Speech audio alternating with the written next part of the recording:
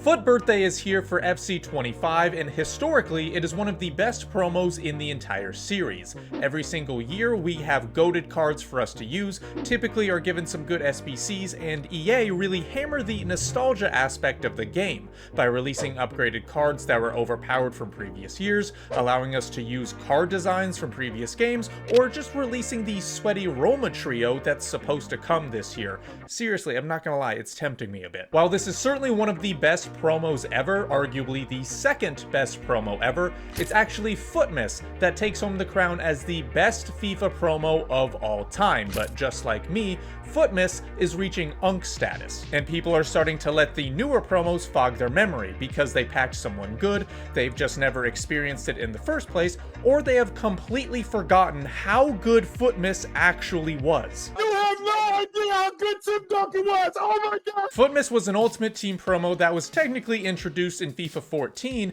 and went through FIFA 20 in order to celebrate the Christmas holiday. FUTmas, stay with me here. From when it was introduced in FIFA 13 to FIFA 16, it wasn't your typical promo that you see nowadays. Usually, packs were just released at reduced prices, players would get free packs on Christmas Day, tournaments would have special or better rewards, and new things would come out every 24 hours. After FIFA 20, the promo had a few different names like the Freeze promo of FIFA 21 or Winter Wildcards like you see now, but unfortunately, those haven't quite captured the magic of FUTmas. So why was this promo any different? Why was it so beloved in the past? The main reason is how it was set up, specifically from FIFA 17 through FIFA 20. With promos nowadays, they will usually last about 2 weeks, with 2 sets of players being released for each week.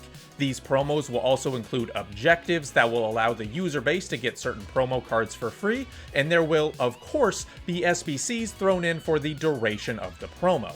Whether or not you like or dislike how promos are done now, it's somewhat similar to how promos were done in the older FIFAs as well.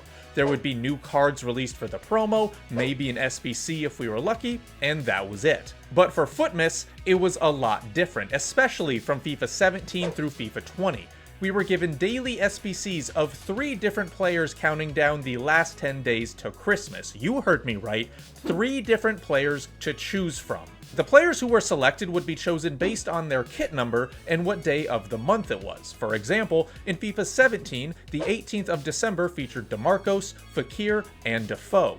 Usually each day would try to balance out the players for the user base, so then there would be a cheap option like Defoe, a medium-priced option like DeMarcos, and then a more expensive option like Fekir. Obviously, EA were limited in who they could choose because it was based on kit numbers, so some days were a little worse than others. The 20th of December for FIFA 17 featured 2 fullbacks and a mid-Dele Alli who would get way better cards later on. I think I might have been the only one to complete this Kurzawa, honestly. However, even though some days were worse than others, that means some days were better than others, as the 23rd of December featured Vidal, Dani Alves, and Emre Can, all of whom were extremely overpowered. That system was amazing because it gave the fan base options for who they wanted to complete, as well as who they could realistically complete. It also took into account different teams, different leagues, and different nationalities. So unlike today, where the same players were used for every single promo, you would see a little bit more variety. And while the amount of daily player SBCs would decrease as FIFA 20 went to 2 player SBCs a day instead of 3,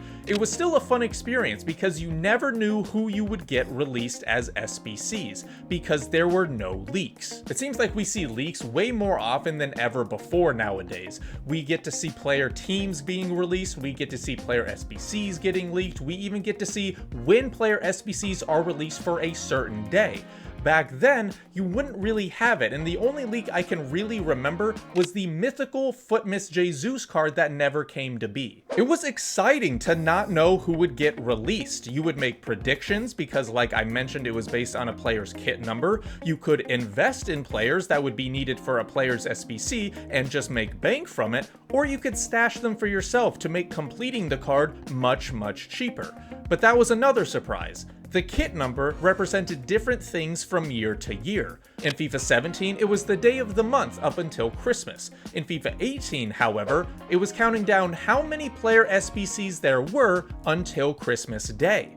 That sense of excitement and not knowing who's in store for the next day helped make the promo even better, whether that was being surprised by who got released and realizing one of those players fits in your squad, or being surprised by one of your cards getting upgraded later in the game cycle. Now granted, players being upgraded wasn't exclusively a FUTmas thing. These things happened because of an event called Winter Refresh, and let me clarify. I'm not talking about the promo, but rather an event where gold cards would get their stats and overalls increased based on their real-life performances, and it was even to the point where they would downgrade players if they sucked, which they should really bring back because some players need their egos hurt. So these gold cards would get their stats and overall increase, and if they had any special cards, those would potentially get upgraded as well, regardless of what kind of special card it is, and that includes FUTmas cards. Now, like I said, not all special cards would get an upgrade, even if their gold card got an upgrade, like Bayern's FUTmas card or Bernardo Silva's Inform. It would have to reach a certain threshold in order to acquire the upgrade, similar to how the progression of Informs happened. So Bernardo Silva went from an 81 to an 82 overall, but his Inform stayed at 84 overall, even though his stats would get upgraded accordingly. Now, most of the time, these upgrades were pretty minimal and would usually just affect the prices of specific Informs if there were SBCs that required them. But sometimes the upgrades were massive, and with that in mind, let me introduce you to one of the biggest FUTmas upgrades ever and one of my favorite FIFA cards ever. FUTmas Lucas Torreira. Initially, his FUTmas card was 82 overall, which was based on his 78 overall card, and let me just point out a few things. This was in FIFA 19, well before any insane inflated stats and people using 93 overalls in January. And this card was only 20,000 coins. He was a cheap beast for those who used Premier League players. His upgrade, however, made him genuinely insane and a steal for 20k. His winter upgrade boosted his overall by 4, but his defending went up by 6. Now, you may see 85 defending and think it's not that impressive, but you gotta remember, Torreira is about as tall as a chihuahua on its hind legs, so his heading stat is gonna be very, very low and drag down the overall defensive rating. His interceptions, marking, and stand tackle were all 90 plus. If you compare that to any other center mid or defensive mid in the entire FIFA 19 game, mixed in with his high acceleration and his high agility, he's on par with Team of the Season and Team of the Year cards. It's no wonder why so many people were ecstatic when his upgrade came out, as he was nearly an endgame card for only 20k.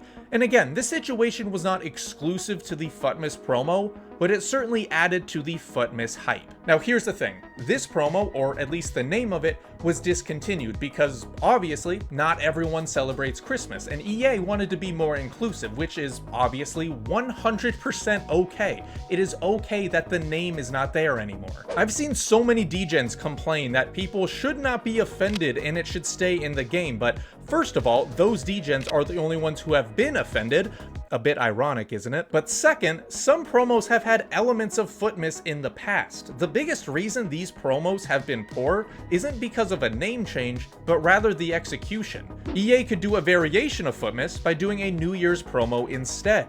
They could do player SBCs to count down the days until the start of the year, or they could do kit numbers counting up to the first day of January, and then on that particular day, there could be 10 or 30 coin store packs, free packs given to us, or just flash SBCs throughout the day. A lot more people obviously celebrate New Year's than a specific holiday, and I know some of you might say, well, how about the Chinese New Year? I mean, that happens a few weeks after New Year, what about them? Well, EA could do basically the exact same thing for New Year's, especially because EA have done a Chinese New Year promo in the past. They could make it even cooler by featuring players who were standouts during the Chinese League season, and maybe release Chinese League players exclusively. It's not that hard, EA. EA, if you want to do that promo, you have to pay me money. I'm telling you now, you better give me money if you do this promo. The point is, while FUTmas will always be a fond memory for some, it is absolutely possible to get the hype of FUTmas back without actually calling calling it FUTmas. It's just that EA are too lazy to do anything besides their copy and paste promo format that they are so used to doing. And so that probably means, unfortunately,